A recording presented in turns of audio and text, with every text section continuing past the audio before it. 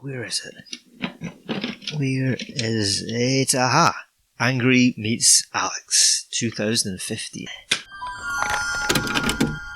What are you feeling right now? A bit better than I felt last year, and the day after I was, in fact, the first time I smiled that day was when I saw your tweet, which I still say, despite the fact you've had some decent ones, not so much since you came on board, but before that, I'm getting it. But I still say it's one of the great tweets of all time, at which I looked at in my helicopter and decided to tweet back.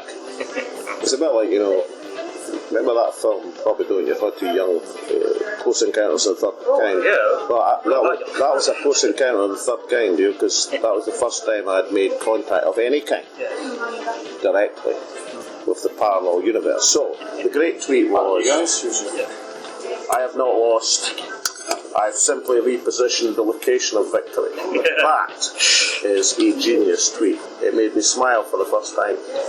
Has anybody got my book?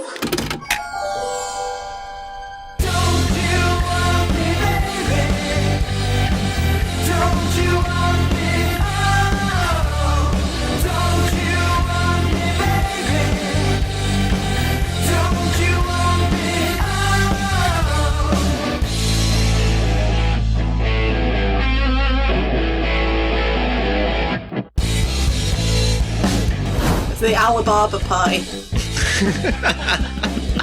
Or the ABBA party. Is it the Alba party? Or the Alaba party? The Alaba party. Alaba party. Well, technically it's Alapa, but they pronounce it Alba. I'm going with ABBA. I like that best. Welcome back to the Angry Scotland podcast. I'm Chris McPhail, and as always, I am joined by the human Google machine, the genius behind Tucker5Law on Twitter. Yeah. And Mr. Free Caledonia. Yeah, I'm rolling now. And joining us, for the first time in a very long time, my best friend and greatest enemy, and co-creator of the Angry Salmond parody account, Mr. Pete. Hello. Hello. On the lead up to this podcast, we have asked you, the listeners, our great listeners, to provide us with many questions, opinions, and possible hatred in regards to Alex Salmond and ourselves. So I was going to leave these questions until the end of the podcast, but I think there's a good one here to open up with. It's from Leighton Sinclair, who says, I think Salmond has been played by the spectator mob. This is a win-win for the British right in general. Either he embarrasses himself when Alba gets horsed, or he endangers the SNP majority and Indy Ref too. Yes, I agree completely. But is it, though, a win for the unionists and the right? I don't think it is, actually. I think there's a real benefit in flinging all these nutters into a party. This is what I was hoping for years. The void has become flesh. And its name is Alba. So all of a sudden the spectator is fucking coming out behind Alex Salmond. That's not for his benefit, you fucking wanker, is it, dickhead? That's for their benefit. Ask yourself why that might be, and then fuck off and shut up. In no way do I disagree with the fact that basically we've run the Google Frinchen thing here. We've managed to gather up some of the very, very worst people within the movement and get them to all leave the main party. Great.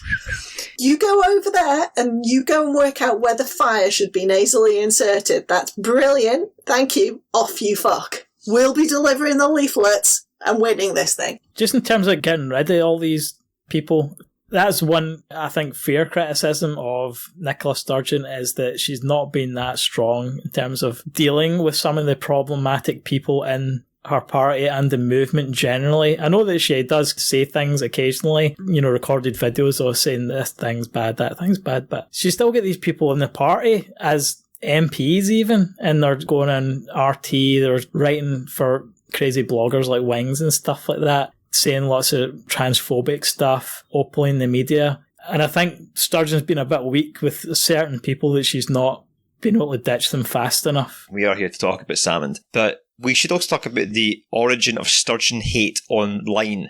Not the unionist side, but within our own movement. Because up until a certain point, we were all on side saying she is the best thing, she's way better than Salmond, she is going to be the one to deliver this. And then all of a sudden, over the last, I would say, 2 years, there has been this slow creep of actually she's terrible and actually she's awful from within our own movement. How is that come about organically? That feels like somebody is forcing that from somewhere. It'd be very hard for me to rationalise why, if the mainstream public now, even if you don't agree with her politics, broadly respect her, how come within her own movement she's garnered so much hate online now? One, the EU referendum was the beginning of the Russians starting to bounce against our movement a little bit because of the EU question. The changes in terms of what the Russian perception of the movement is. So in 2014, they're on our side because they want to smash the British state, whereas the muddying of the water is now being our desire to strengthen the European Union, or strengthening a union that's bigger and more important than the British state. So their take on us is going to have altered. There is undoubtedly bot, troll farm, whatever you want to call it. There's undoubtedly some of that, but there is also undoubtedly just being a group of Salmond loyalists, because it does go right back to the allegations. The third arm of it, actually, I would say, is that there are people who just don't understand why we haven't had another independence referendum yet. Well, why don't we just declare UDI? Because that's not how this works, because we won't be internationally recognised. Why don't we just have a referendum? Why don't we... Right, fucko. There are legal processes that have to be gone through. What's our plan B? It's not a matter of plan A, plan B. It's a matter of, there's a process. We ask for a Section 30. The Tories are cunts and they keep saying no. So then there will be some manner of legal challenge on that, and there'll be a decision on that. And depending on how that goes, we'll either get a referendum or we'll need to move it on to some sort of international court of some sort, because the right to self-determination is codified in international law. So there will be a process, and it will be slow and tedious. But this is the process that you go through. It's very much like a criminal appeals process, where if you've been found guilty and you're not and you're appealing, you go through one appeal and then another. And there are legal processes. So first you do this, and then you do that, and then you do the other, and bloody, in order to be an internationally recognised independent nation in your own right. And you can't actually just say, right, well, we're just saying we are and fuck you, because that's kind of a coup. And that's kind of not okay. We probably won't get a seat at the United Nations. We might have tanks on the street. London might invade us. It might end up looking a bit like Belfast did in 1973. Is that what you want? Because that's what will happen. So, shut it. This is the process. I'd love to see Stuart Campbell go one-on-one with a tank. That'd be really, really fucking funny. A Tiananmen Square moment. Yeah, he hasn't got the fucking bollocks to actually do that. He's a fucking basement goblin. Salmond must know this. Everything you've just said there, Alex Salmond will know that. So is he capitalising on this angry feeling in the Yes movement? Yeah, I would say yes, even though he knows better. What's he thinking about it? What's his motive? Where does he fit into the shift in politics with how Russia's perceived as post-Brexit? Should there have been another independence referendum sooner? Does he get any opinions of this, or is he simply an opportunist, a self-promoter that is going to take advantage of all these little wars going on? That's what I think. I think at this point he's like Charles Bronson in a revenge movie, and he doesn't care like any of the ramifications of anything that he does. He's just got his machine gun out and he's just blasting. Yeah. I have to admit that I've never really encountered a better example of if it walks like a duck and quacks like a duck, it's a duck, than Alex Salmond in my life. I completely agree with Free. It wouldn't have mattered what the circumstances. If he could have found a road in to do something disruptive and attention-seeking, he would have found a way to do it. He obviously had this impression of himself as being the sort of guy who'd go down in history as having made this great achievement and having statues of himself up in every town square in Scotland. Yeah. Even though he was acquitted, he probably felt like that put a stain on his career, and he still felt like he had something else to prove. I don't doubt that he genuinely thought that with Scotland's resources it should be independent, and he's got a massive fucking ego on him. People like that inevitably end up in charge of things, and I don't doubt that he still wants Scotland to be independent. But where he has his blind spot is that he thinks that only he can do it because he thinks he's the fucking King of Scotland. He would have people physically fussing over him and applying hand sanitizer to him. He essentially wanted people to behave as if they were his valet. He loves the royal family. He wants to be a royal. That's what he wants to be. He's got that king mentality. We finally got the answer to the question. We asked Salmond this when we interviewed him. I must have spent 20 minutes trying to draw blood from a stone on this monarchy question. To give some backdrop to this, so we do the parody account, and then the National task us. It's going to be Angry meets Alex. Up until this point, we've been working a gimmick where we were trying to trick the public into thinking that our account was really Alex running the account. But this was the moment when the paper say, like, no, you guys are going to go meet him now. It's like, okay, right, fair enough. So that's when I started asking questions about, well, how does the monarchy fit into a progressive independent Scotland? That's the face of the country, though. Is it? Well, okay. For the first time we see we come into Parliament, it's a picture of the Queen. Now, at a time with the austerity situation, is that what you'd want to have? Is the public's perception of you shaking hands, going, this is a good thing? Does that not fly in the face of some of the other stuff? It's not an obstacle to a socially progressive Scotland, therefore why should we try to... When you try to create a new chapter in history, you don't deny the history that's taking place. On the contrary, learn from it if you like, but you want to claim most of it, actually. History's written by the So,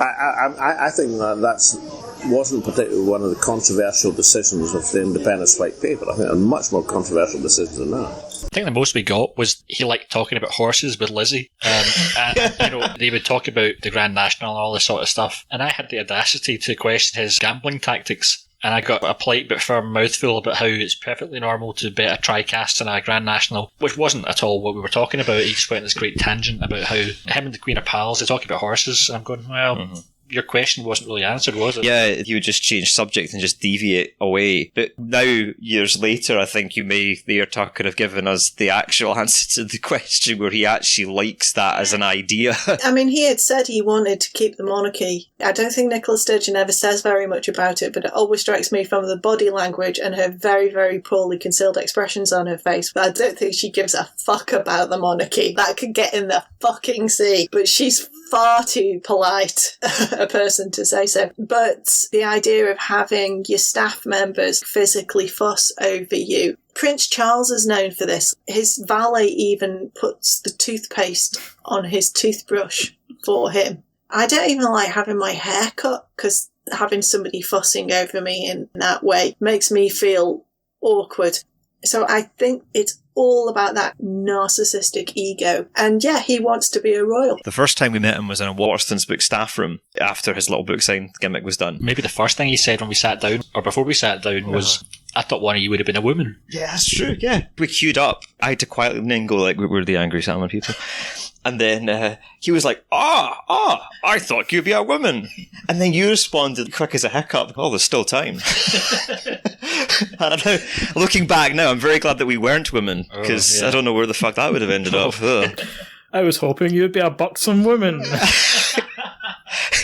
Pete and I are sat on a couch, and then he pulled up a chair, but it was intentionally a higher chair. So there was actually a chair that was directly across from us, and we would have been on the same eye height, and he intentionally pulled up a higher chair to sit on, so he was almost leaning over us. And then proceeded to not ask us any questions about us and just spoke about himself for about an hour. And I mean, he bragged about the female attention he got from the account as well. But the second time we met him was in the Parliament bar, and we did both pick up on the way that he would talk to the staff felt off. And Pete and I came out of the interview just thinking, like, I don't know, man. I think it was just wee things. I mean, I doubt he's ever been the one to hand over cash at the bar or do whatever. It was always his aide or whatever you want to call. Bring me my chips, which I'll then eat into the microphone. Good night. If anyone's wondering, that's the sort of thing. Chipsy. I'm alright for the time being, but... Well, I didn't exactly rush to the polls, did I? That was 2011, the referendum was 2014, it was nearly 3 years. So I wouldn't call it impetuous in that point of view. It kind of reeks of that Regal thing where it's wipe the royal bottom, please, you know. The thing at the time we clocked was he didn't recognise it as being a parody account. He thought it was a fan account. So I don't know actually how much of this account he actually saw. But I mean, the joke squarely landed on him to the point where when I first met him, I was almost apologising for this because I was like, it's really nice that you've been so good about it. I don't really understand. The thing that always stuck with me was him saying to me, how did you get inside my head? Well, that was the penny drop moment of like, oh, wait a minute here. The character we created was a character, it was a joke, whereas what he was admitting was, that's me. That's actually what I'm like. All I can tell you is this is stuff we picked up at the time as being fucking weird. I changed the name of the account 2015, 2016? So it was on the back of this meet. That was the beginning of the slow step process of like, yeah, we should probably get the fuck away from this. I don't know how many of the listeners will remember the content back then. It was stuff like Follow Friday. You'd do the Follow Friday Angry Salmon. Just follow himself. It was all these ones like, I can do anything, and there'd be like a picture of him with his face on the sun. It's like, I'm the sun. It's like, him beating the Americans to the moon in 69 and stuff like that. The joke is supposed to be on Salmond that in his brain he thought he had the body of a god. That was always the joke, that he was God's gift to women and had it all. He was like a Johnny Bravo type character. That's the way we positioned them. Like, the joke was on Salmond, so when he said, how did you get inside my brain, that was the uh-oh moment of, wait a minute. So when he said to Pete, I thought you would be a woman, you then put those dots together and go, so what he thought this was a fan account run by a woman praising him. And then he met us. So I can only imagine his disappointment when I'm sat there. I remember him being asked about your account and him saying that he would like to know. I understand that it's a secret, but I would like to know who it is. You know, I'd love to know. And listen, anybody watching this modest broadcast, if you know who Angus Salmond actually is, I wonder if he or she would own up. I would do. I know it would take away one of life's great mysteries, but I would be interested to know. That now, with what you said, that he was hoping that it was a woman running it as a fan account, the fact that he wanted to meet whoever it was because he thought that that was somebody that was really into him, as opposed to someone that thought he was an egomaniacal balloon. But I mean, there was quite cool moments where we found out that Sean Connery, apparently, he claimed, followed or had been sent some of the Angry Salmond account. And apparently Connery's words to Salmond were, we have to get this fucker on board, or whatever it was at the time. I sat in this meeting just zoning out. What is going on here? And I came back in the room again. It was very weird. I don't know if that's fucking true, and I still am sceptical about the. We'll never know now. I mean, Connery's sadly no longer with us. I'll say that. We'll just say it's true then, because no one just can don't claim contradict it. I mean, none of us aged particularly well, not with Salmond or with Connery. Or with Connery, I know, because I didn't see the Barbara Walters interview until after that, and I'm like, oh shit. So, it's like here's us going, oh yeah, we're best buds with Alex Salmond. Sean Connery loves us, Mr. Inappropriate Behaviour, and it's okay to slap your wife. Shit! Reverse! Fucking rebrand the account, start a podcast. Get away! You did an interview in which you said, it's not the worst thing to slap a woman now and then. As I remember, you said you don't do it with a clenched fist, it's better to do it with an open hand. Mm. Yeah, remember that? Yeah. Yeah. And I didn't love that. I haven't changed my opinion. You haven't? No, not at all. You think it's good to slap a woman? No, I don't think it's good. You don't think it's bad? I don't think it's that bad. I think that it depends entirely on the circumstances and if it merits it. Yeah. What would merit it? Well, if you have tried everything else, and women are pretty good at this, they can't leave it alone. They want to have the last word, and you give them the last word, but they're not happy with the last word. They want to say it again and get into a really provocative situation. Then I think it's absolutely right.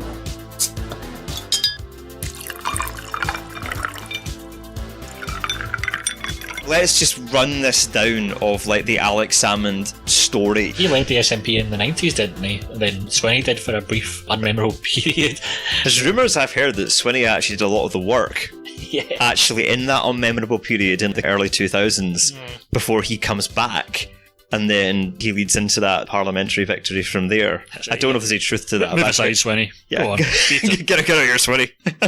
To jump back a bit, I don't really know that much about the history of the SNP or Alex Salmond particularly, but I do know that he was known as this radical left-wing type guy during the 80s. And then when he ran, I think it was like 87, something like that, it was successful. But the interesting thing about that was there was only like 3 of them actually get into Parliament. And you think of the SNP, you think of what it is now, this mass party with tons and tons of huge membership. But it was really a fringe thing, like smaller than like the unionist parties in Northern Ireland. It's easy to forget that. So he was thrust into it at that point, being one of just a few people who was a spokesman for the party. So very early he had this quite prominent role.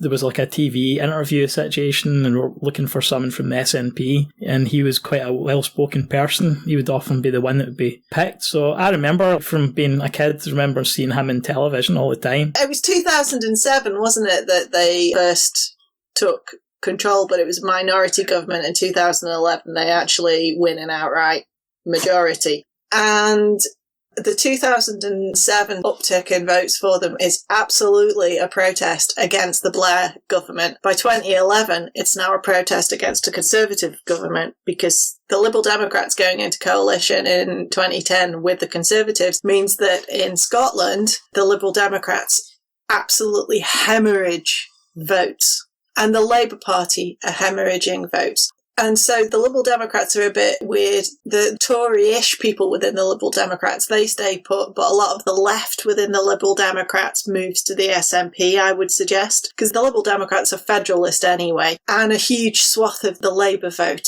moves to the SNP and has been drifting there for some period of time. So that's how you end up with them. Alex Salmond had been well known in Scotland, I think, for years. Almost a father of that independence movement for a long period of time. The SNP had been almost a one-man party in a lot of ways, like he was the guy, and he'd been leader and then stepped down and then gone back to being leader. And so it was like him and Swinney and Sturgeon for years.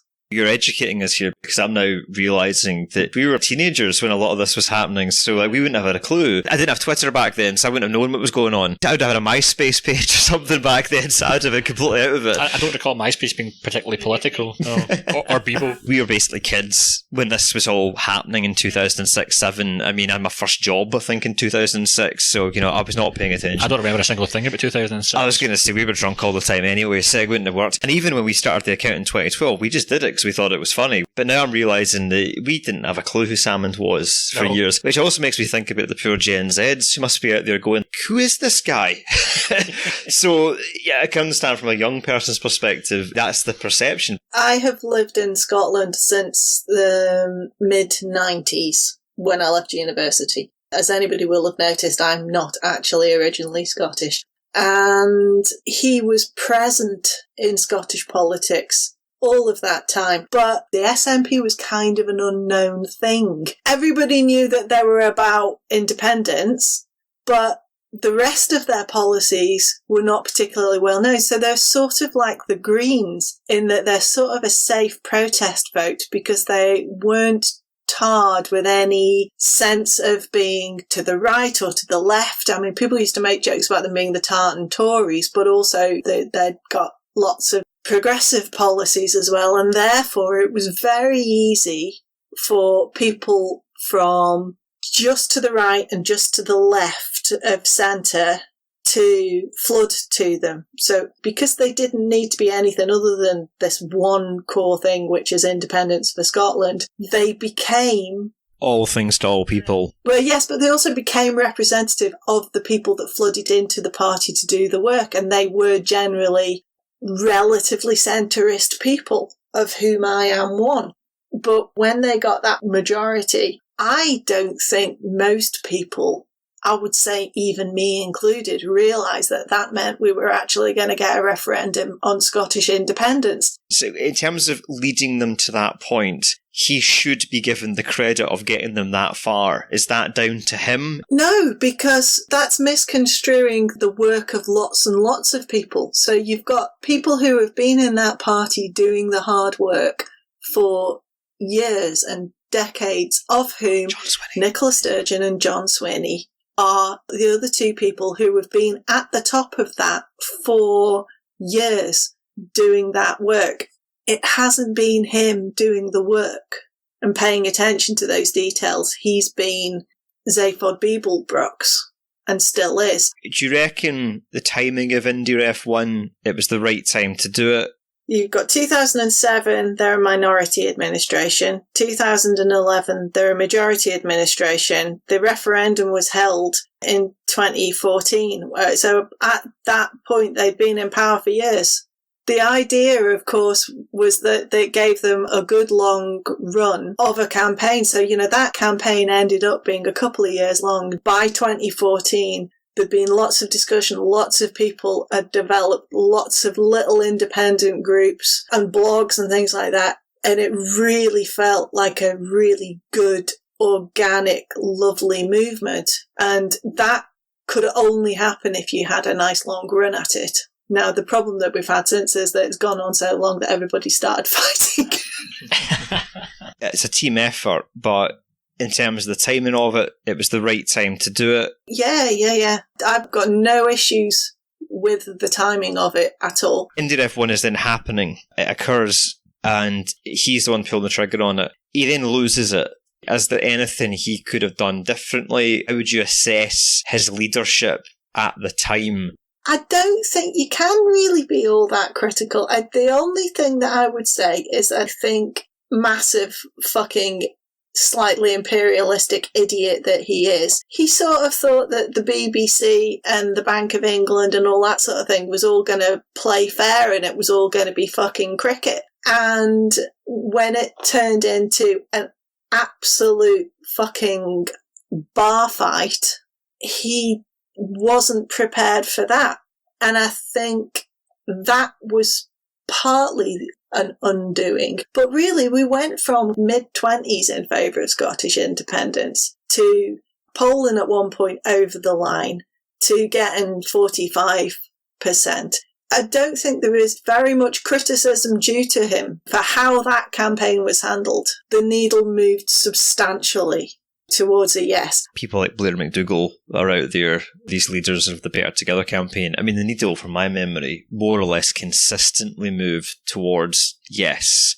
It didn't go the other way. So these guys that are given the credit for saving the UK, in my eyes, ran a failed campaign because they started from a place of guaranteed victory and almost lost. So Salmond's story up until this point of Indy Ref 1, it's all an upward trajectory. He is a winning man. It's going from strength to strength. But then he loses Indy Ref 1. That, I think, would be the first step in the downslide of him. Up until that point, it's all going well. And is that the moment where the turn happens? Well, that's what I was going to say. It was 87 was he won, and then he kept winning every election he'd been in up to that point. This may have emotionally hit on a level that even we maybe have underplayed at the time. I'm intrigued by that as a turn point for him in his life, where I'm the undefeatable guy, and then suddenly you lose, then you lose your seat, then everyone turns their back on you because you go to RT,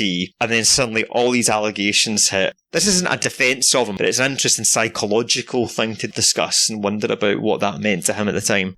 A phrase from an old Jacobite song. So laugh, false Whigs, in the midst of your glee, you've not seen the last of my bonnets and me.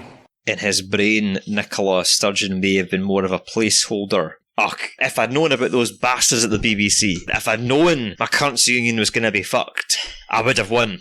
But I'll be back. I'll be back. The first thing to say is that Nicola Sturgeon had led the party before, and then he had taken back over. So he'd stood down as leader and she'd been leader, and he'd come back, and I think John Swinney had taken it in. So that had happened before, so it wouldn't be unreasonable for him to think. At that point, we'd gone from 25% to 45%. As losses go, it's a good one in terms of we've moved the movement forward. And I think we all felt pretty much immediately, right, well, fuck you, we're going to start behaving as if we're an independent country. And you get that huge surge for the SNP. And he did the dignified and appropriate thing, which was to stand down. But it strikes me now, knowing what I know now, that I think definitely he was thinking, I'm going to step back for a few years and then I'll step back up.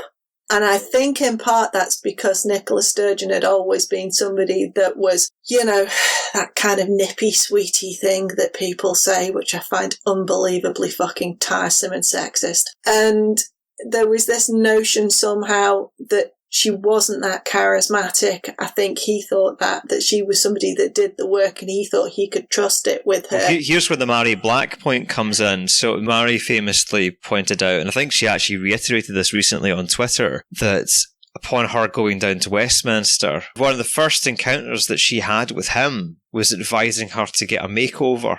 And apparently he justified this by saying the last person I said that to was Nicola Sturgeon. And of course, to Mary's great credit, just was like, fuck off. I am not doing that, you silly old man. But just when you brought that up about the perceptions of young Nicola Sturgeon, yeah, you know, the old boys club going, oh, you're not going to cut it. Not with that haircut. Oh, no. Imagine Jabba the Hutt telling you to get your act sorted out and make yourself look better. I know. There always was that thing, and it's certainly in the media, there seems to have the idea that Sturgeon would be the heir apparent once Salmond burned out. I think Salmond's still under the impression that he's 25. He carries himself in a way where he's not 66 and old and whatnot. He's young and vibrant. I mean, he can still talk, obviously. Talking was what got him where he was. I don't know whether maybe Nicola was given the impression, oh yeah, you're next in line, whereas maybe his thinking was slightly different. Well, I heard that Nicola didn't want the job. He told her the plan. I'm going to stand down. And apparently she was very reluctant to take on the position. Because at that point, I think from her brain, this was enormous shoes to fill based on what had transpired in the interim. And I don't doubt that she was fully aware of the pressure from day one of what she was stepping into. But I think you can see in her that there has come a turn point round about 2016, 2017, where she feels, I've got this. If you're a normal person, when you start in a new job, you have complete imposter syndrome for a while because you don't know how the computer system works and you don't know where the stationery is and you don't know this and you don't know that. And people have this expectation of you knowing things that you don't know, and it's all really, really stressful for a while. And then there comes a point where you're maybe a couple of years into a job where you don't even think about that stuff anymore. You know all that stuff, and therefore you can actually get on with the detail. And when people ask you a question, you know the context and all of that stuff. And I would agree with you absolutely that there's a point probably 3 years in where she now has got a total grasp of the job and is doing it really, really well. If you look at the 2015 election, this was the attempt to create the cult of personality around Nicola. And I remember an image. It's like Nicola holding a picture of Nicola in front of another picture of Nicola. And this was the Salmond version of it. This is how you did politics with him. Yeah. And I think post-Brexit 2017 era, that's when you see her starting to come into her own. I don't have to be a cult of personality. I just have to be good. And I think that's when you see the shift. When we get that Nicola is not seeing Alex as a threat any longer. I don't think that's how he perceived it. He definitely perceived her as still being lesser than him. Yes. I think. It's almost like the wrestler thing where it's Hulk Hogan or something like that, where he's been around forever and he's got the name and the reputation and all that. And here's Steve Austin. And suddenly that guy's getting more ratings than me. That guy's bigger box office than me. And there's that ego going, but me. You know, but you wouldn't be there if it wasn't for me, brother. Yeah, you know. Yeah. Fucking ham-fisted analogy, but I don't know if that's actually that far off what we've actually seen happen here. She gets in the job and now she is in the captaincy and she just goes from strength to strength to strength. And I think that is happening at the same time as he is losing his seat. Because I guess up to that point, she may have been perceived by him to be kind of, oh, that's just wee Nicola. That she's just the wee girl. I mean, it's probably like Swinney, who we kept joking about, like him just being basically the bitch. The joke at the time was that he did all the work. Yeah. Like he was actually the guy that was constantly trying to tell him, like, Alex, I really don't think this cursing union thing's a good idea. And he's like, shut up, Swinney. Get back in the box. Back into the broom closet. Yeah. Which has aged wonderfully, because I actually think that is probably more accurate than it was ever intended to be at the time. Yeah. But I mean, I have to say that speech Swinney gave in the Parliament when he just chewed up Ruth Davidson on the way out the door by just going to bat for Sturgeon, how she's a woman of good character, blah, blah, blah. I thought that was one of the best things I've ever seen. I've been watching Scottish politics for a while now, and I was like, holy shit, this is great. So the First Minister, on the committee's test was exonerated yesterday by Mr Hamilton, and I am delighted that that has been the case. I have sat in close quarters to the First Minister for many years as colleagues, sometimes in active disagreement about priorities, most of them, respectfully, First Minister, about money, if I seem to remember. But throughout all of my days of dealing with the First Minister, I have always known I was dealing with an individual of integrity, of character, of responsibility and of devotion. Devotion to serving the people of this country. She has given every ounce of her energy to protect the people of this country in the last trying 12 months over COVID. She has done everything she could to protect the public.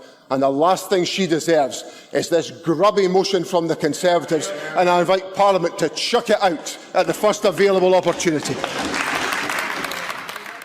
I suspect that he thought that she was going to keep that seat warm for him as First Minister for a while and that he was going to come back in, and his nose is well out of joint about the fact that she has made much more of a success of it as a job, taking us over that 50% in poll after poll after poll after poll.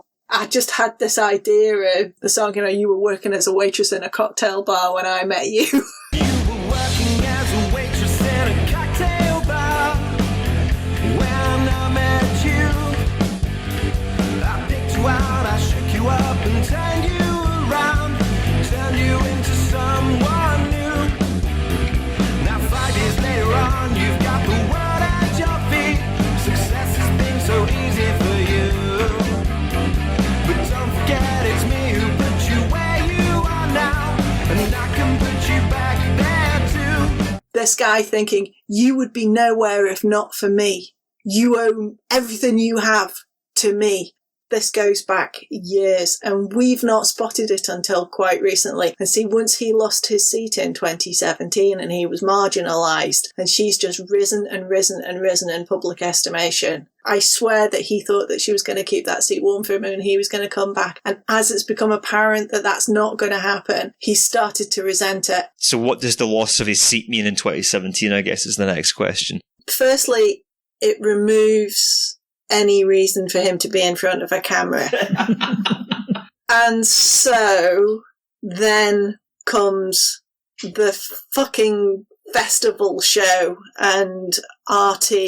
And for those of us who are trying to do the work to build an image of a competent, sensible, modern movement for Scotland, him trying to have a one-man show at the festival and having a show on RT is just fucking cringe-inducing. I can't think of a single other world leader that then became a talk show host.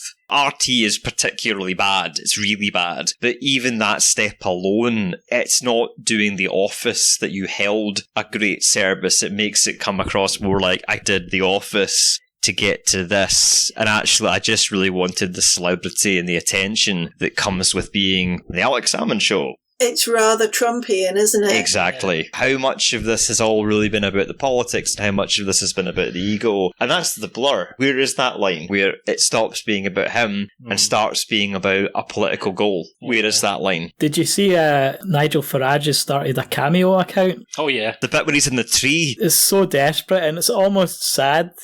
That is such a wee shame. It was the same thing with Salmond when his Daft Fringe show and his TV show and all that. How the mighty have fallen. Can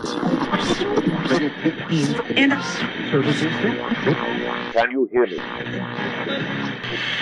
Can you hear me? My name is Neville Thorburn.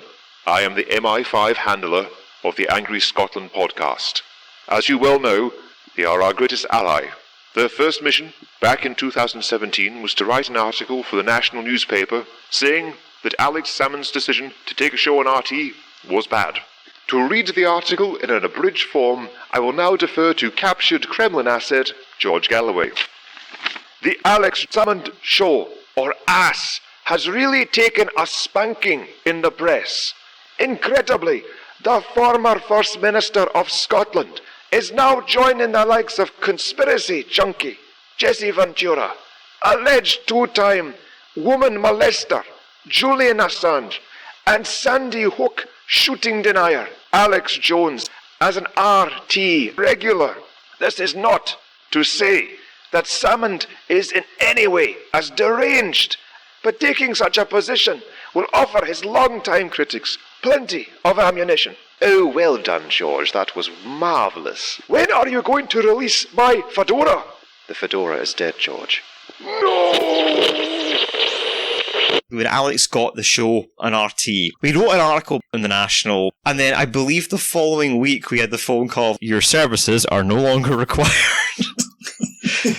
So I think we did do a few more weekly things, but it was basically like they were not renewing your contract, you're away. And then I think of the final Q&A thing we were doing, I think we just invented the questions. Yeah. The person writing in was like, you are the best thing in the newspaper. Anyone that would fire you would be totally stupid. Who would ever do that? Idiot. And then we write back going, I have absolute confidence that you will always write for this newspaper. Hey, listen, just be thankful you got fired and you didn't get polonium in your tea, because that was the other option. I know. I'll leave the name of the particular editor off of this, but they basically said, I don't really know what's going on with Salmond right now. I went, yeah, I don't know what that fucking RT bullshit's about. I was quite drunk when I took the call, but I thought said editor was going to start crying. He seemed really, really apologetic. I said, go write free for free.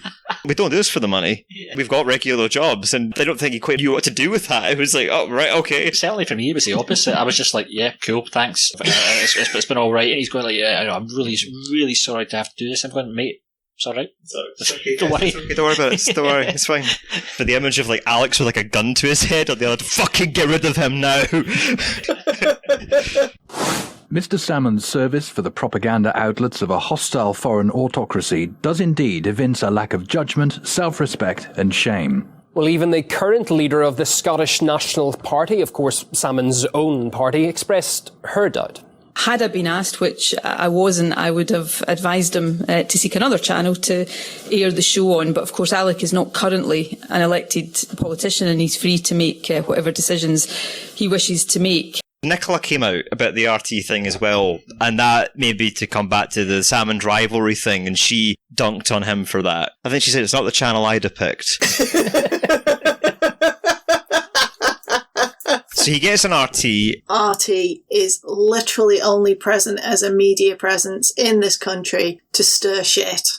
That's why they gave Salmond a TV show. RT opened their UK-specific station just a month or so after the independence referendum. It was obvious to me that they'd finally found a foothold in the UK because of the BBC's behaviour during that, because people were going to look for somewhere else to watch some news that wasn't suffocating everybody on a Union Jack. Is there a question here that some of the people that were prominent online in the 2014 referendum and some of the bot activity back then, that they've always been here in the background, and are you maybe now seeing it look a bit more suspect purely because the dynamics have changed with the EU? Since 2014, the EU wasn't that big a talking point, but in the post-Brexit world, an independent Scotland now means strengthening the European Union, which is something that Mr. Putin is not going to be keen on. He basically wants to alt-right the independence movement. He wants it to become more Trumpian, because that's a destabilising thing. It's not constructive. Because Nicola's trying to lead a constructive movement to make things better. What you get is natural progressions rather than big orchestrated mass conspiracies. So I don't think that some of the wackier bollocks end of the blogosphere, and I'm not going to name any of their names. Well, they're all in one party now, so they're quite easily identified. Yeah, you could also obviously just check. Trim that out. Trim that out. I didn't say that. I've never had to reach for the bleep button so fast on this podcast. Holy shit. Sorry. So, no, I don't think that the Russians particularly planted specific people to fuck up our movement. What I think happened is what always happens with the Russians, is that there isn't an independence movement anywhere in the world that they're not interested in, because what they're interested in is destroying the strength of other nations. They want to make democracy everywhere look awful so that they can point at it and say, you see, that's a shambles. The stability of what we have here is better. That is their game plan. And so they fuck around in everybody's independence movements. The Californian independence movement is run by a guy that lives in Russia, and I'm not making that up. I think they've been involved in trying to promote a Texan independence movement and things like that. You guarantee that they're involved in the Catalan movement. And so they saw our independence movement, and at that point it was just us against the British state. And so it was in their interest to take our side, because destroying the British state is one of their main goals. It's one of my main goals as well, but, for different reasons. So they become involved, and they have a TV channel, and the BBC isn't playing fair. And so a lot of people start watching RT because our guys are getting on there and are getting interviewed and are being allowed to speak without being interrupted. And there's your toehold. And so the reach of RT grows. It's that quiet creep. And so the wacky bollocks end of the blogosphere have been quietly incorporated into that rather than they were planted. And so I don't imagine any of them started out on day one thinking that what they really wanted to do was retire to Moscow. But over a period of years, that influence creeps in, and their own individual Overton window of what they consider acceptable moves. And all of a sudden, I wouldn't be surprised at all if there weren't money going in from those sorts of sources. Whether or not they know about it is another matter.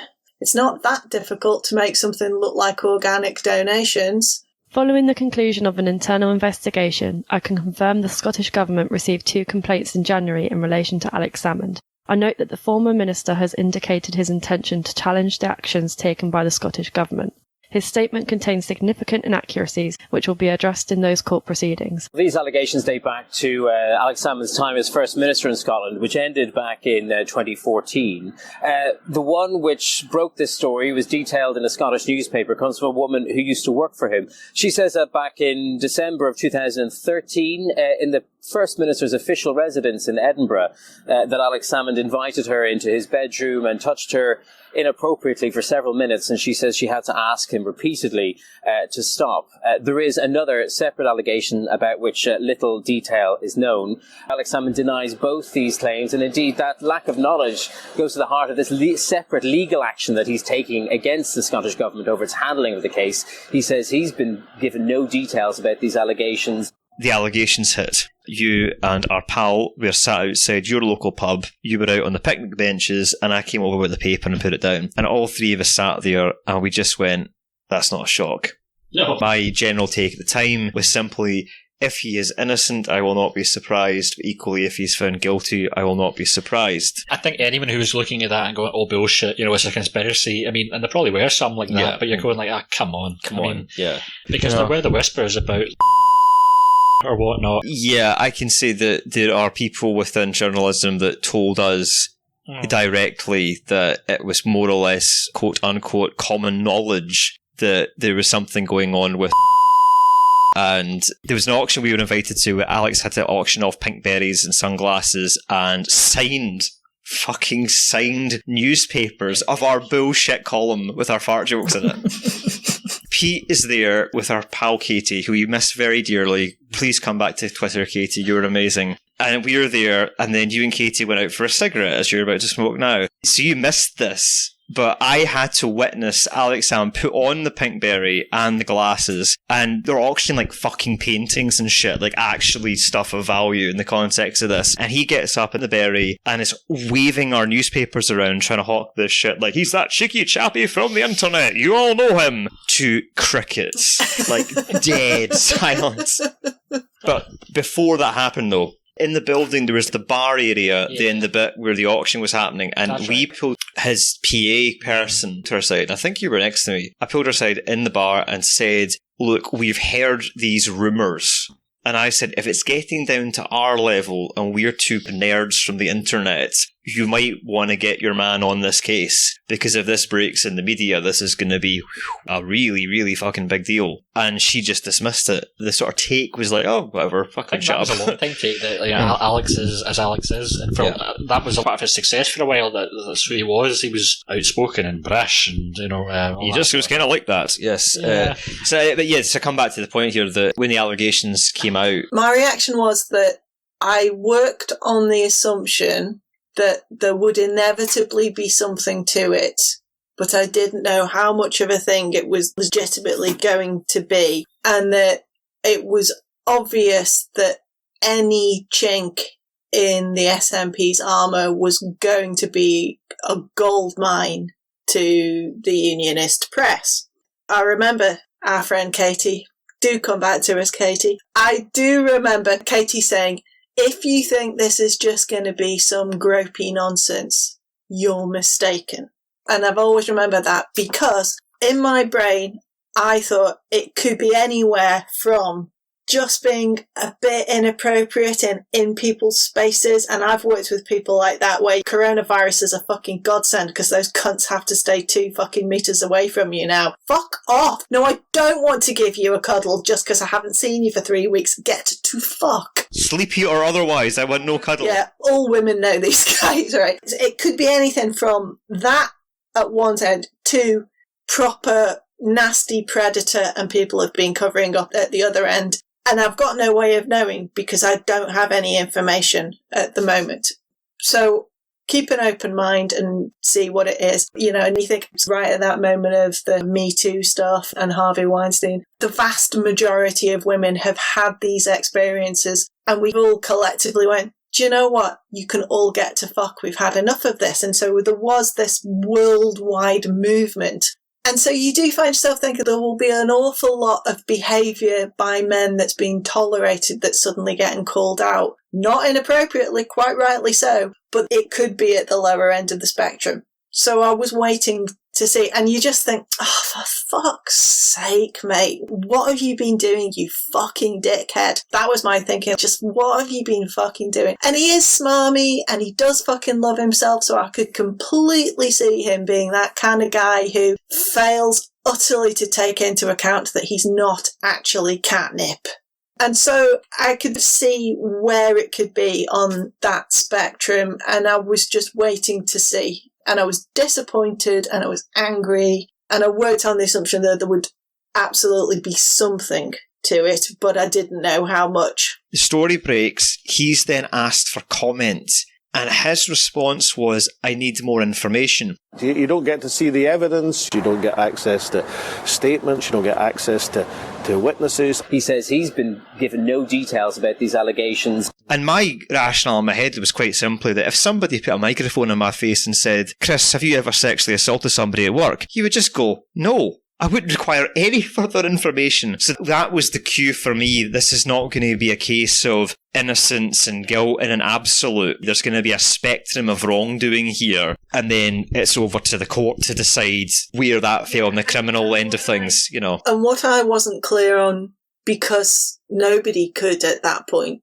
who wasn't party to the specifics, was whether or not it was just what I would refer to as bog standard, slightly creepy bastardness, touching people inappropriately, or proper, really nasty. Scotland's former First Minister, Alex Salmond, a man who has dominated politics in Scotland and the UK for decades, has today been charged with 2 attempted rapes, 9 sexual assaults, 2 indecent assaults, and breach of the peace. For my party, this will be extremely upsetting to members of the SNP up and down the country. It's a difficult situation, but what is important is that complaints are treated seriously regardless of who the person complained about is. I have been very clear about my belief in the importance of that, and that's a principle that cannot be applied selectively, no matter how difficult that might be for me, for my party,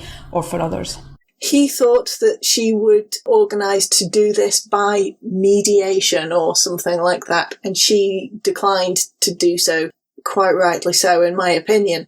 And at that point, that resentment that was already there has boiled over. You are innocent until you're proven guilty, as it were, and therefore you just wait and see how it goes. And it is unfortunate that with any story of this nature, with somebody high profile, the press are going to go absolutely fucking rag. And it's just all different shades of awful, whatever it is. So you just wait and see. I didn't imagine that there would be nothing to it, because it just seemed very unlikely that there would be absolutely nothing to it, because it was more than one person. If it's one person, then there's always the possibility that for whatever reason, that person has just got a beef with somebody else.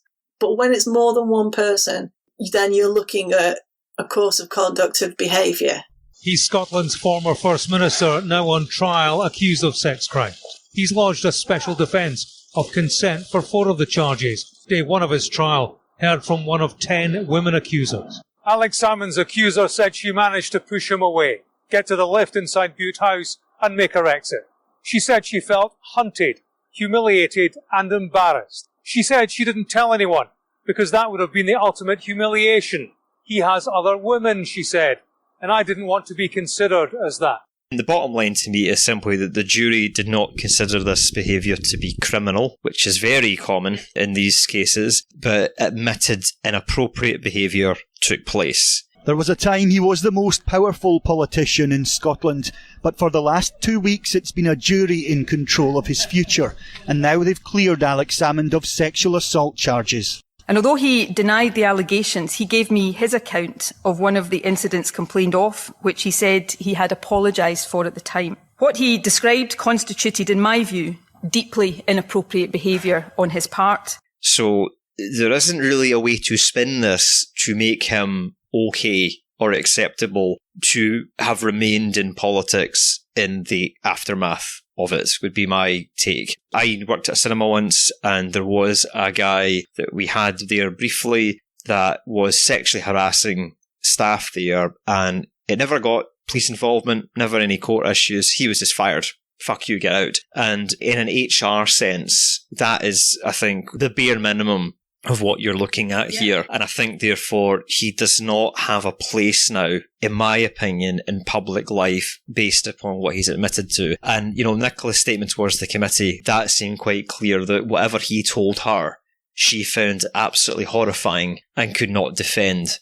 And I think if you're looking at something on that scale, you've lost your right now to be in front of a camera, mate. Fuck off. There's already been like underlings within the SNP who have been accused of some stuff like that, and they've been, I don't want to say disappeared, but they've been cast aside. It's like, okay, right, your history, you're gone. With Salmond, you can't do that because it's Salmond, it's this person, and you know he's probably got a degree of safety there because of who he is, this powerful guy rather than someone who's replaceable. The defence to a certain degree was, well, this is me too, and therefore they're making it all up on the back of this, where you're going like, no, but actually like you like that's literally you. You're not the Harvey Weinstein level, but it's the same power issue that's going on there.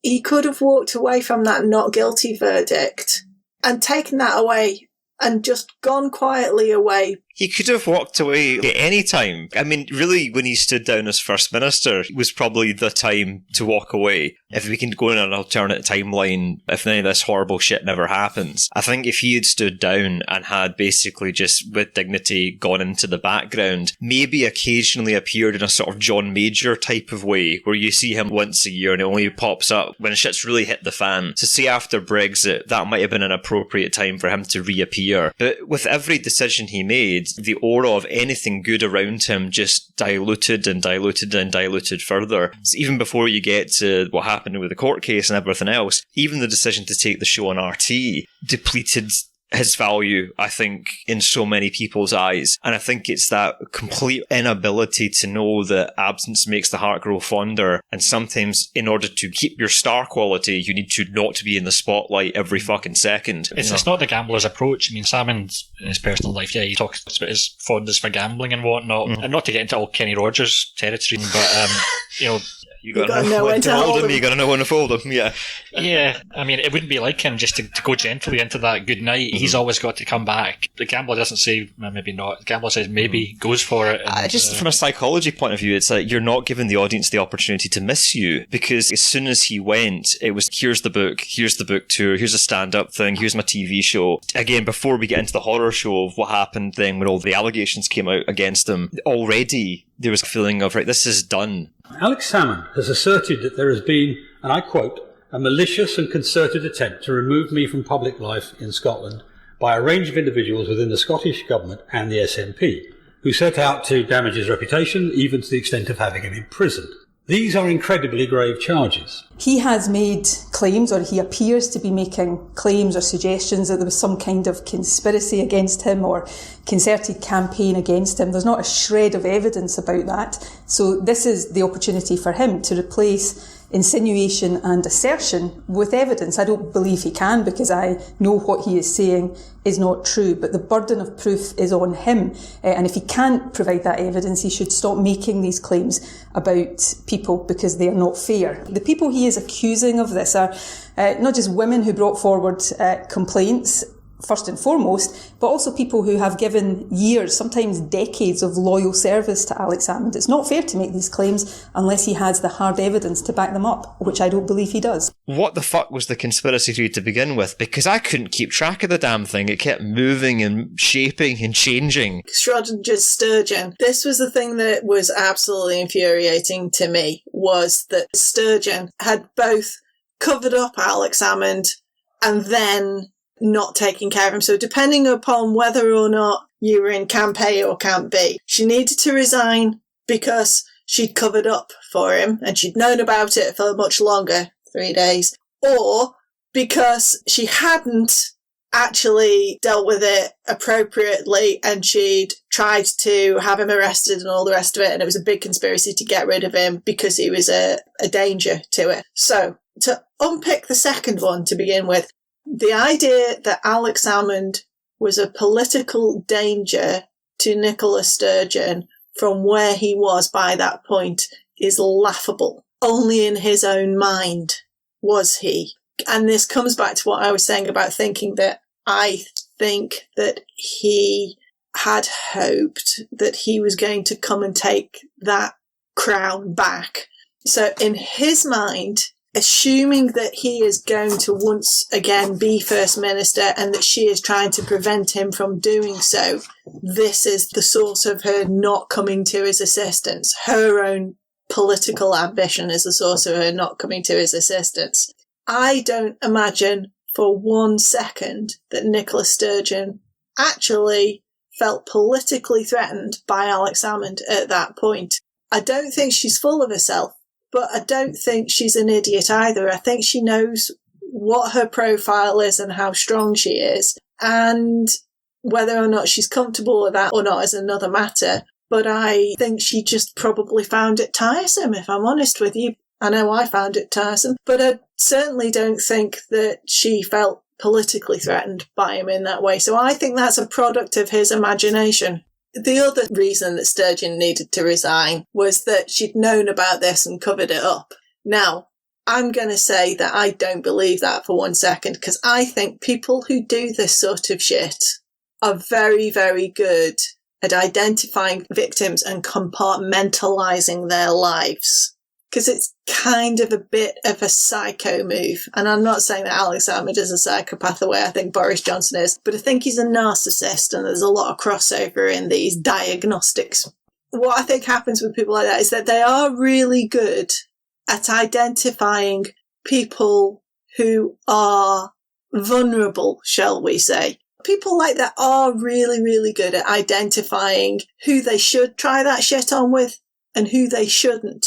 Usually. That's like a fucking savant skill that bastards like this have. And it's how they end up getting away with it for years. Denise Finlay got into a Twitter exchange with Laura before we recorded, and she was like, yeah, well, how come he wasn't doing this to unionist women down in Westminster? And it's like, probably because he thought he couldn't get away with it. Yeah, that's not how this works. There is a thing that happens with fame when you meet somebody, you know, that you've seen on the telly. And it's that dynamic is a bit odd because you're not really meeting them for the first time because you sort of feel like you've already met them before.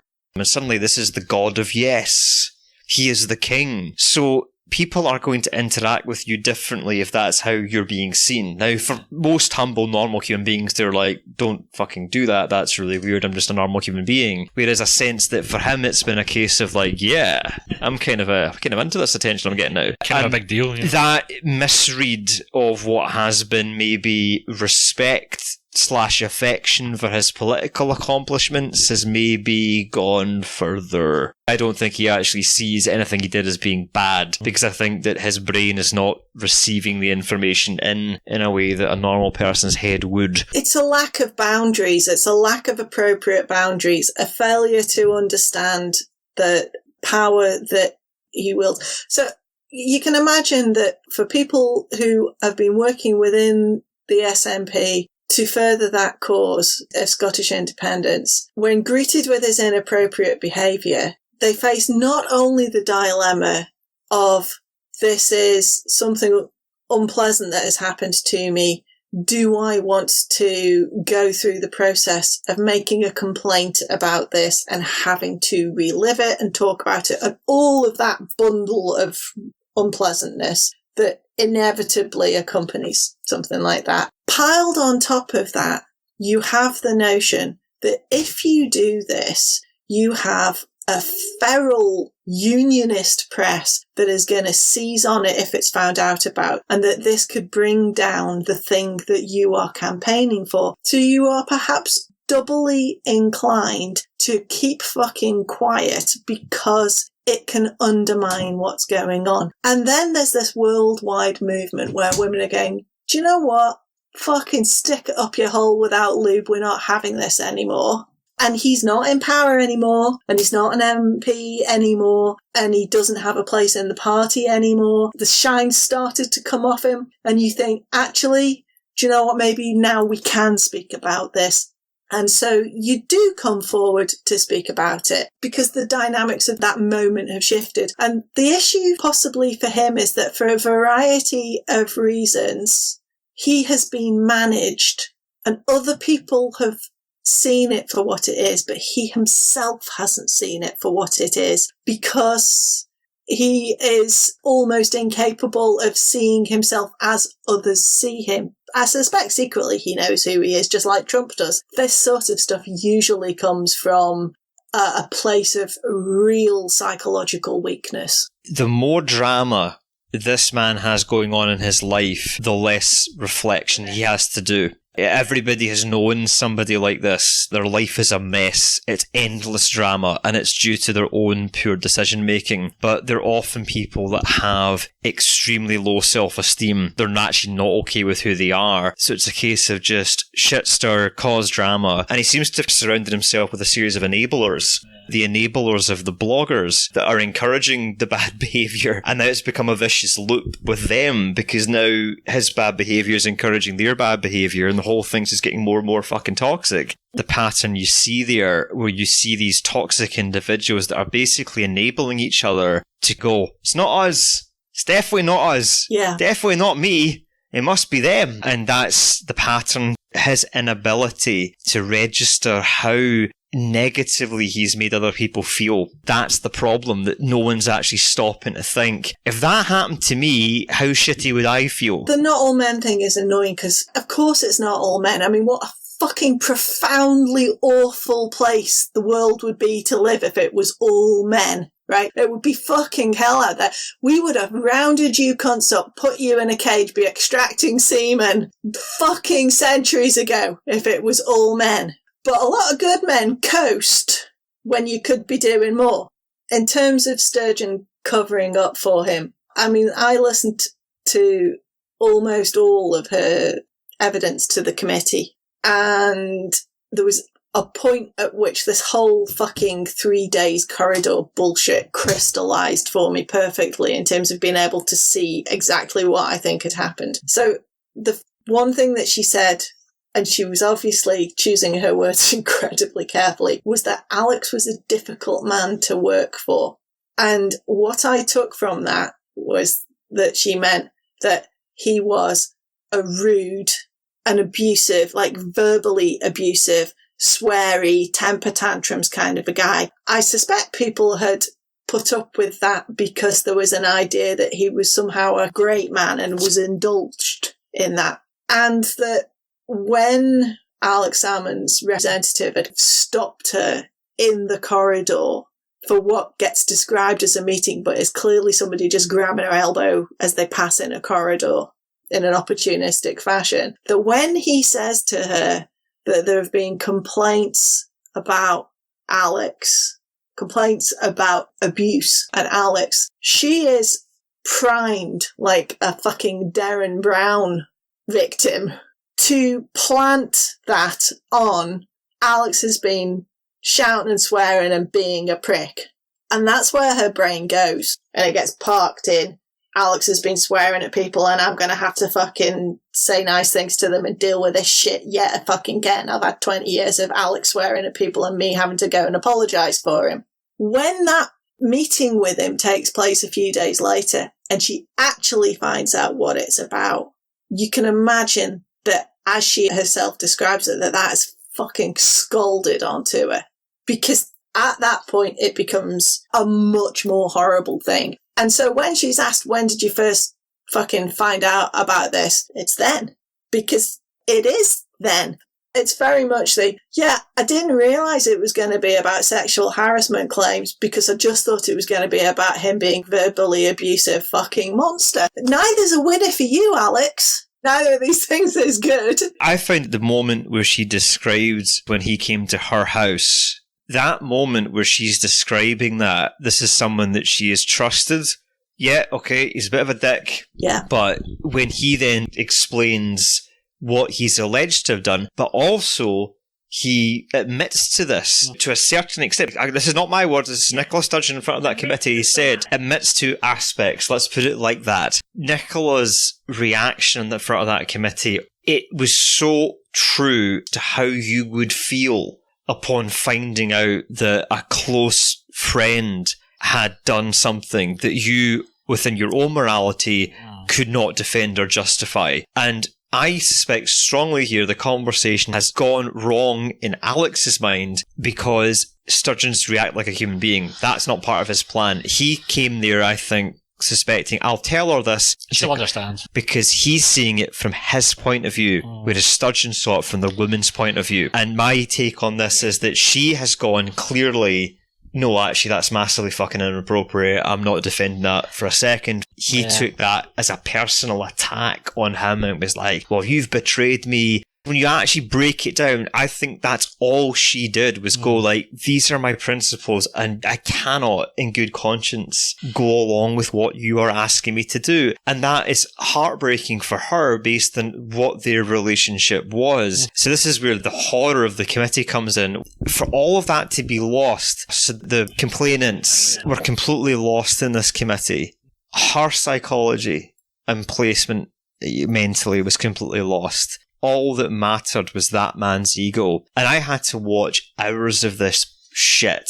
I had to sit through, I think it was 6 hours of his bollocks, and then 8 hours of that Joker committee asking her the same fucking questions over and over again. So the Scott Tories could put together some montage of her going, I don't remember, I don't know. Even though that is essentially the same question being asked 12 times. So therefore it looks like she's being dismissive. Murdo Fraser's essentially asking her to apologise for his behaviour. Oh, I screamed. I was shouting and swearing. It's like one of the all-time, I want to break my television, I'm so angry moments. Laura was in the room watching me do that and I couldn't even talk. I cannot fucking believe she's had to have a rebuttal to that on live TV. That is atrocious. My take, it was perfectly clear that 4 of the members had made up their minds before any of it happened. Andy Whiteman is a really, really, really principled guy. And he obviously found on the technicality that she had unintentionally misled them. And he voted that way. But he would not find that she had intentionally misled him because I don't believe that he believed that for 1 second. And you then have Murdo Fraser, Margaret can't finish a sentence, Mitchell, Alex Cole Hamilton, and Jackie Bailey.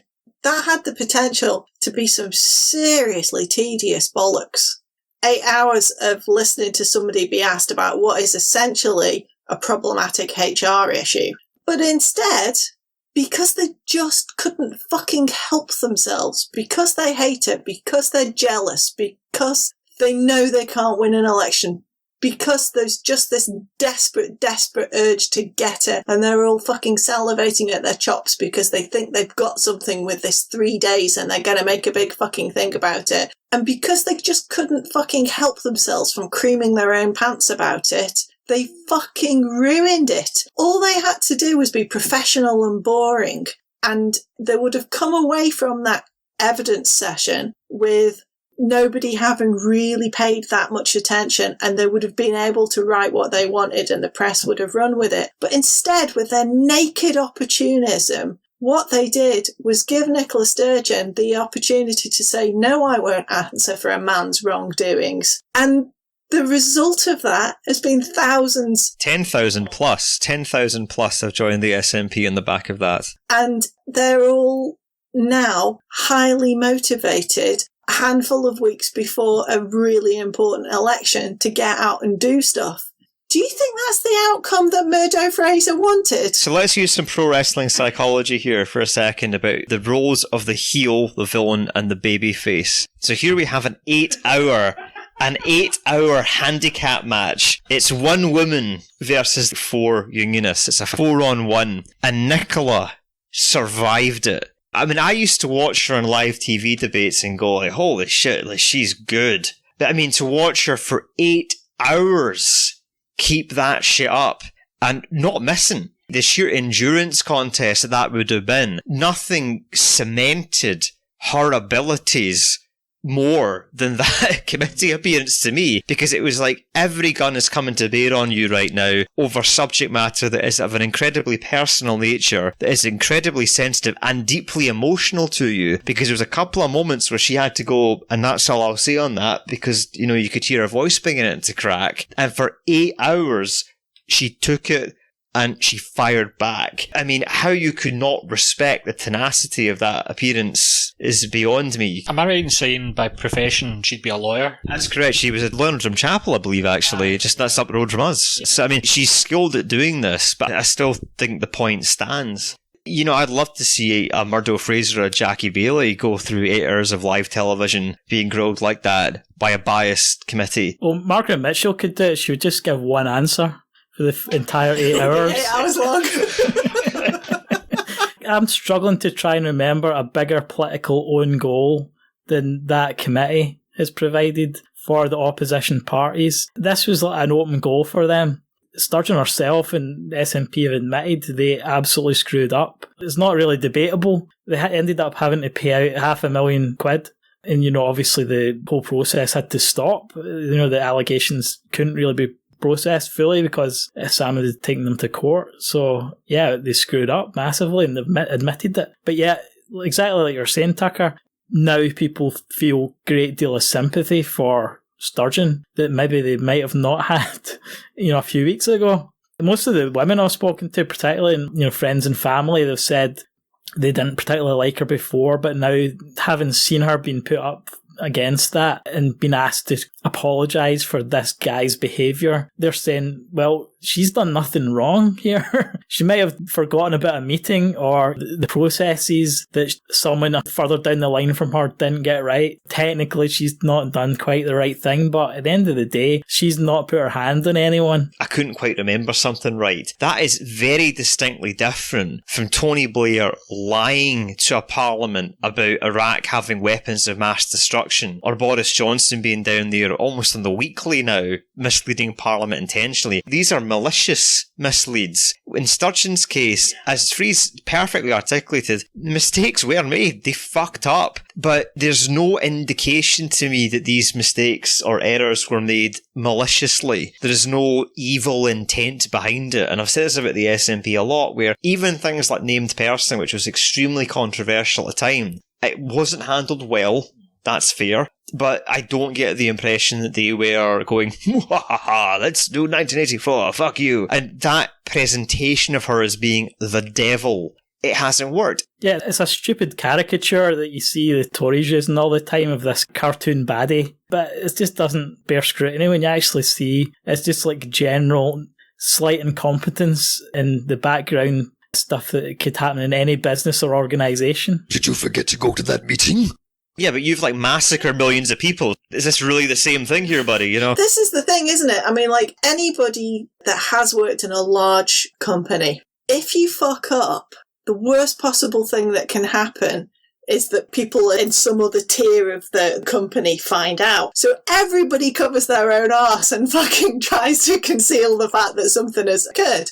It takes quite a lot of personal integrity to front it out and say, look, yeah, we did this wrong. I mean, I think the other thing to bear in mind is that, yes, they did not handle this perfectly, but they were just signing off on a new process to deal with historical allegations because this was the thing that was in the press at the moment and they needed to sort something out. And this happened straight away. So there's been no trial run with a less incendiary case of these procedures for them to iron out any glitches. And again, when you're writing policy or when you're writing procedures for dealing with things, what you then need to do is use them a few times, and every time you use them, you'll iron out kinks because there'll be stuff that you've not thought about. That's inevitable. Unfortunately, the very first time this new procedure got used was on a case that was always going to be a huge, huge, huge story, and there's just no scope for error.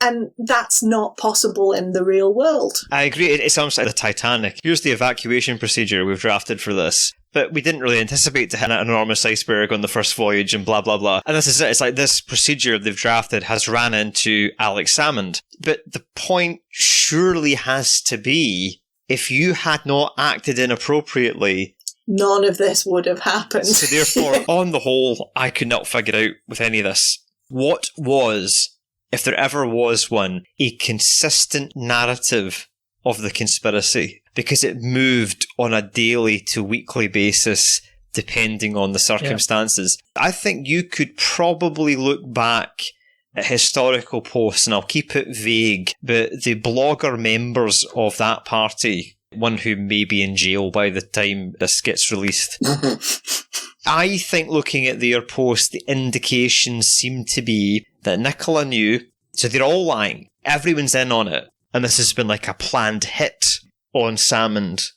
But then, clearly when it came to him being in front of the committee, he himself popped that bubble. And Nicola obviously blew it apart the following week or whatever it was when she went in front of them. I mean, I know because Nicola is so good that the assumption must be she's an evil genius. Because if you don't like her, I guess it's like, she's a genius, but she must be evil. So she must have known. Yes, she must have known. She must have known. She must have known. But actually, she's a human being, and I think certainly if you watched it live, you would get it.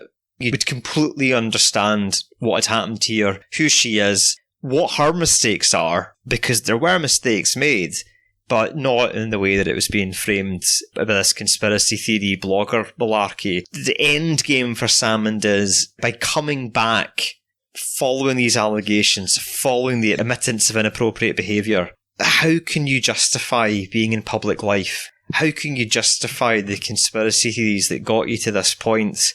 How can you justify this? The thing that was missing from that narrative was how any of this benefited any of the people that were supposedly part of this conspiracy. Because it hasn't benefited Nicola Sturgeon, it hasn't benefited the SNP, it hasn't benefited the independence movement. None of this ever would benefit them. There's a misunderstanding of what constitutes a benefit. If you're solely interested in your own political career, then maybe it could be perceived as a benefit to essentially career murder somebody else. But if you're actually interested in a movement, then destroying some other part of that movement and creating a narrative for the opposition to the movement to garner around, that does not in fact benefit you. And therefore there was no perceivable benefit to Sturgeon and the SNP from doing it, and therefore the idea that they did it on purpose is nuts. That's it. I just think the juxtaposition of watching her in front of that committee, struggling emotionally to hold it together, talking about the betrayal of her close friend, and then you put that next to the narrative that allegedly happened, which is, oh, they were all in it.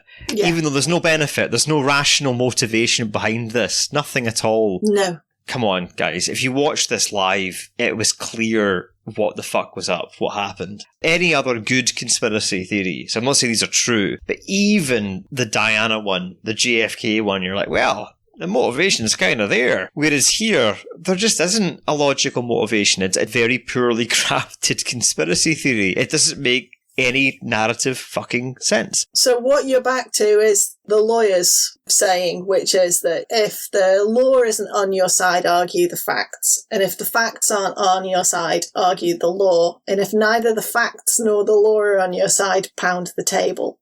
And that's where we are. So returning to the audience questions that I mentioned at the beginning of the podcast, Brian Birdie here says, I'd like to know if he, Salmond, has any intention of publicly apologising for his admitted inappropriate behaviour.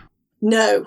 I think the answer to that is no. He's been given opportunities, and all he does is say that he was found not guilty, and that's it. So, no, he's had those opportunities. He's not taken them. It's not going to happen now. From William Reid, in 10 words or less, this may be a challenge for some of the podcast, why are people mad at Sturgeon for Salmond's actions? Because people are dicks. Because they're twats. David Lockhart says, your thoughts on the links between Salmond, his team, and the bloggers, brackets, Wings, Murray, etc., and how the former First Minister may have benefited from their influence. What do you think the extent of those relationships is? Okay, so I would disagree with the premise because I don't actually think that he has benefited from their influence. I think the opposite. I think it's been to his detriment that he has been influenced by them, and he would have been much better if he had never gone anywhere near them. Because I think they fed his ego and his entitlement and his paranoia. So this is David Lockhart has asked the question I've just read out.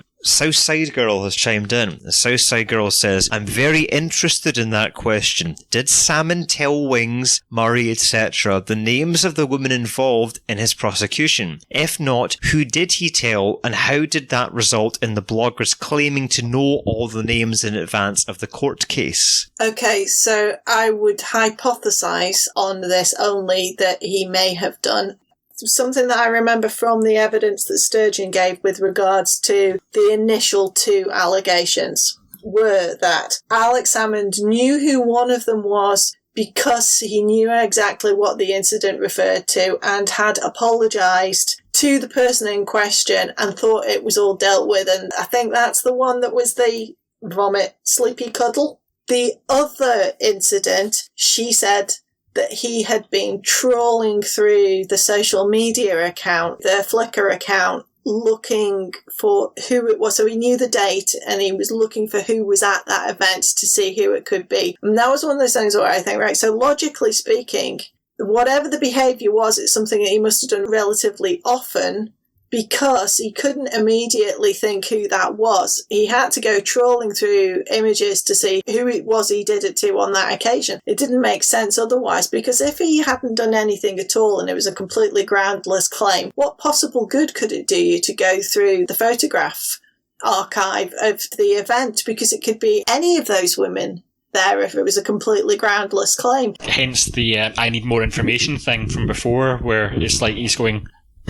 You know, which one? Exactly. So there's obviously been more than one person that he's done that particular thing to, and he needs to go and have a look at that event and go, oh yeah, that was when we were doing X with Y, when we had such and such thing on canopies and I groped up X. That was my reading of that, hypothetically speaking, in my opinion. It was Nicola Sturgeon's point of view that he knew exactly who those two initial complainants were, irrespective of the fact that that had not been told to him officially. So he certainly knew who those two were, and it seems not unlikely that he perhaps told that to other people, but We have no specific evidence of that. Right, okay, so our next question is from @AlHearts777. Is there anyone in Scottish history who has had such a fall from grace? Alex Salmond, is there anyone in our politics that has suffered the same fall as him? Sheridan might come close. Chat us up about Sheridan, because this might be another case of Pete and I's age working against us here, where Tommy Sheridan was pretty much done and dusted by the time we were really coming into this, as far as I can recall. I remember, like, maybe family and friends speaking really well of him initially, until, well, the shit hit the fan. So, Tommy Sheridan's a really, really good parallel for Alex Salmond, because he essentially did the exact same thing. Blew up his own original party because of his own ego, attached to a sex scandal, and then just wouldn't get the fucking message that him and his sunbed should fucking hit the high road. Oh God, yes. Perfect parallel. So yeah, Tommy Sheridan, who used to be this fucking meteoric socialist champion and then just left Colin Fox holding a big bag of shit. So Al's follow-up question, though, is morals aside, that's a strange bracket. No, let's not put our morals aside. So Al's put bullet point, bracket open, morals aside, bracket closed. Is there a place for Alex Salmond in politics? Based on my rule of the 10 to 15% arsehole rule, then morals aside, there clearly is. How big a place? Well, we're about to find out in May. Scotland's former First Minister Alex Salmond has re-entered frontline politics this afternoon, announcing that he's to become the leader of the new pro-independence Alba Party. The party will stand candidates in the Scottish parliamentary elections on the 6th of May. Today Alba are hoisting a flag in the wind. In the next few weeks, we'll see how many will rally to the blogging community, and I think we've got the Wings Over Scotland, Stuart Campbell. Stuart? They tried to segue to Wings, cut over to Wings, and then his audio failed. That was fucking amazing. He's just got the creaking door. Yeah. I mean, the iconic image of him staring down the barrel of the camera as the live group chat is happening on the side next to his head, and everyone's just laughing at him, going hashtag both votes SNP, and he's just having to stare because it was a huge technical fuck up. What I can't figure out is, I mean, this guy has a TV show on RT still, so you'd think he would know something about TV production. See, that would be to assume that he had ever paid any attention at all to the things that go on around him while that is being produced. So the first thing that struck me was that it was completely underlit, which is why the video footage looked so grainy. And I can tell you that to even just hire the lights to light yourself properly would have cost somewhere between 30 and 100 quid. To just hire some professional lights to make that look professional, and you do that, you maybe put a drape up at the back, drown it in light, and it looks like a studio. 150 quid, and you would be sorted for just making that look okay. And even a relatively cheap crap camera would do okay these days. But because it was underlit, the first thing that I saw is he was looming over that lectern when I saw the shot. I thought, oh my God, he looks like Gru from Despicable Me. Someone said he looked like Emperor Palpatine making his return. You see it in the group chat on the live broadcast. Someone actually says he looks like a Sith Lord. It comes up next to his head as he's looking like a Sith Lord. It's perfect. The camera was too low, so he's looming over it. There's no professional in the room there to assist, to make that look anything other than bizarrely amateurish. And so right there, you have to say that at this moment in time, there is either no money or there is no brains, or there is neither money nor brains behind it, because anybody that's ever done this would know some of what to do. And he has done this time and time and time again. So the only thing that I can surmise from that is that other people have done all that work and he has never paid the slightest bit of attention to how that sausage is made, and does not have any good support right now from anybody that has done this stuff. And I have done this sort of thing, and I can say that you need an army of people to make this sort of thing successful. There are reams of people behind the scenes who organise printers, who sort out the electoral roll and work out streets for deliveries and coordinate with volunteers and volunteers going door to door delivering leaflets. It is massive.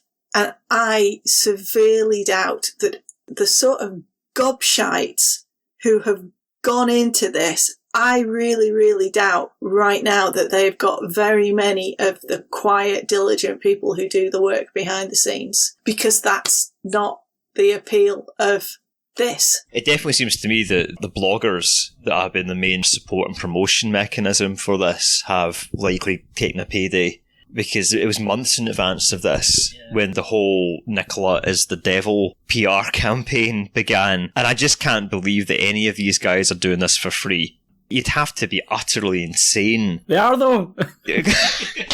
Once again, I'm trying to apply logic to an illogical situation. Yeah, you need to stop doing that. This has been a long time, I would say, in the planning, and they've been waiting to see what happened with regards to Hamilton's investigation and to see whether or not they could bounce Nicola into resigning and stuff like that. And that's why there's been no announcement until now. I mean, the timing of it is done deliberately, because had Nicola Sturgeon resigned, then they wouldn't be doing this at all. And I think the thing that I find most disingenuous about it is, last night on Channel 4 News, Salmond was saying, no, we'll support Sturgeon as First Minister in Parliament if we get candidates elected. Will you? Is that right? Will you? I don't think so at all. There's two strands to this for him now. One is a personal vendetta against Nicola Sturgeon because she would not intervene to make his shit go away. And the second is that egomaniacally, he thinks that this can only be delivered by him. Can he, Alex Salmond, win votes? Is this party viable in any way? You need to hit around 6% of the vote on the list to take a seat in one of the mega constituencies that makes up the list regions. And we just don't know yet. His popularity within the SNP is quite low. So what you perhaps need to look at is what percentage of the SNP support him, what percentage of the population were going to vote SNP, and what does that give you in terms of the percentage of the vote, and what percentage of the people that are sympathetic to him and were going to vote SNP will then vote for him on the list. I suspect that falls below the 6%, but I haven't done the sums. If I had to put money on it, I would say that I think they may get no seats or 1 or 2 seats, but they may cost SNP seats. They won't take anything off the Greens, because there's no fucking way that anybody who's going to vote Green is going to vote for their cunts. Who can stop Salmond attempting to bring down the SNP? Probably Salmond, to be honest, will bring down Alex Salmond, because that's what he's consistently done. I think we've said this before, like a lot of the time you just stand back and let these guys undo themselves. Let's think about Tommy Sheridan. I did think that Tommy Sheridan would just fuck off, but he hasn't. He's still fucking there, just doing his fucking thing. And there are still people who are really fucking dedicated to him. He's gonna just be a feature for years, and there's nothing we can do about that. It may only be at like a 1-2% level of the population, but he is just gonna be a feature pretty much indefinitely. And it's a pity. It's so undignified. I mean, you have to ask yourself, this is a morals aside point, right? If Salmond had not been going off and doing RT and making a fucking clown of himself, whether or not women would have come forwards to make the complaints, because he would still have had the gravitas. It was the fact that he had already started to undo his own reputation that made him suddenly vulnerable. Amos Burton's Beard fan account. Do you think Alex Salmond resents that Scotland might gain independence without him, and perhaps despite him, that a lot of his recent actions stem from lashing out at becoming sidelined and irrelevant right at the cusp of independence? Yes. Well, what are the final thoughts? Free, your final assessment of Alex Salmond. Don't idolise politicians, or anybody for that matter, because they will let you down and disappoint you. Tucker, your final thoughts on Alex Salmond, his legacy and his future? He's burned his own legacy, and this will not be the thing that he hopes it is. He may get some seats. I suspect he probably won't. And I still don't think that even if he gets a total fucking drubbing, I still don't think he'll take a telling, because I think he's actually a bit broken. And so I think he's just, like Tommy Sheridan, going to be one of those people, like your fucking sad uncle that hangs around trying to get a fucking dance at the family wedding that nobody wants to speak to, that your fucking wee cousins all have to take turns entertaining for half an hour. He's just going to be there. And it's just going to be an annoying feature of our political landscape. It's sad and it's tragic and it's annoying and disappointing, but it's just symptomatic of the fact that ultimately I think he's personally broken and I don't think he's fixable. You? Well, in tribute to like the ABBA party and all that, you know, the winner takes it all, the loser standing small beside the victory, that's her destiny. I was in your arms, thinking I belong there, thinking it made sense, building me a fence, building me a home, thinking I'd be strong there, but I was a fool, laying by the